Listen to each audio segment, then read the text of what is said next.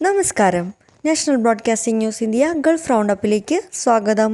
Saudi അറേബ്യയിൽ traffic നിയമങ്ങൾ ലംഘിക്കുന്ന പ്രവാസികൾക്കെതിരെ കർശന നടപടികൾ സ്വീകരിക്കാൻ തീരുമാനം.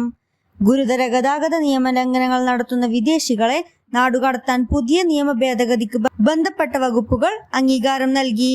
പൊതുസുരക്ഷയ്ക്ക് ഭീഷണിയാവുന്ന തരത്തിലുള്ള ഡ്രൈവിംഗ് രീതികൾക്ക് ഈ നിയമം ബാധകമാകും. പുതിയ നിയമം പ്രാബല്യത്തിലായതോടെ ഗുരുതര കുറ്റകൃത്യങ്ങളിൽ ഏർപ്പെടുന്ന പ്രവാസികളെ കോടതി വിധിക്ക് ശേഷം നാടുകടത്തും. നാടുകടത്തപ്പെട്ടവർക്ക് പിന്നീട് ഒരിക്കലും സൗദി അറേബ്യയിലേക്ക് തിരികെ പ്രവേശിക്കാൻ കഴിയില്ല. ദുബായ് നബിദിനത്തോടനുബന്ധിച്ച് ദുബായിൽ നാളെ പൊതു പാർക്കിംഗ് സൗജന്യമായിരിക്കുമെന്ന് റോഡ് ആൻഡ് ട്രാൻസ്പോർട്ട് അതോറിറ്റി അറിയിച്ചു. മൾട്ടി ലെവൽ പാർക്കിംഗ് കേന്ദ്രങ്ങൾക്കും അൽഖൈൽ ഗേറ്റ് പാർക്കിംഗ് ഏരിയയിലും ഈ സൗജന്യം ബാധകമല്ല. 6 മുതൽ സാധാരണ നിലയിലുള്ള പണം ഈടാക്കൽ പുനരാരംഭിക്കുമെന്ന് വ്യക്തമാക്കി. പ്രവാചകന്റെ ജന്മദിനത്തോടനുബന്ധിച്ചുള്ള അവധി ദിവസങ്ങളിൽ RTA വിവിധ സേവനങ്ങളുടെ സമയക്രമത്തിലും മാറ്റമുണ്ടാകും. ഇന്ത്യൻ എണ്ണ കമ്പനിയായ നയാരക്കുള്ള എണ്ണ വിതരണം സൗദി അറാംകോ നിർത്തി.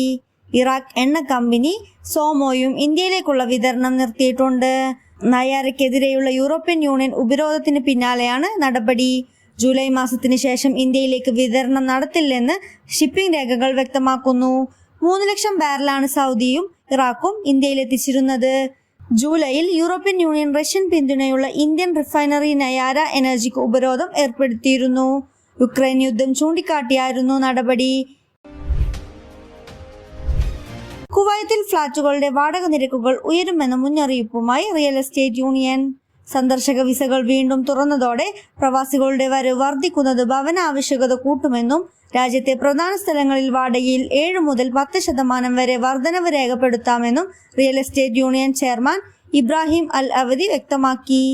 സന്ദർശകരുടെ എണ്ണത്തിലെ വർധനവ് ഹോട്ടലുകൾ, റെസ്റ്റോറന്റുകൾ, കഫേകൾ, വാണിജ്യ മേഖലകൾ എന്നിവയ്ക്ക് നേരിട്ടുള്ള ഗുണമായി മാറുമെന്ന് വിദഗ്ധർ വിലയിരുത്തുന്നു. കൂടുതൽ അപ്ഡേറ്റ്സിനായി കാത്തിരിക്കുക. National broadcasting news India. നന്ദി.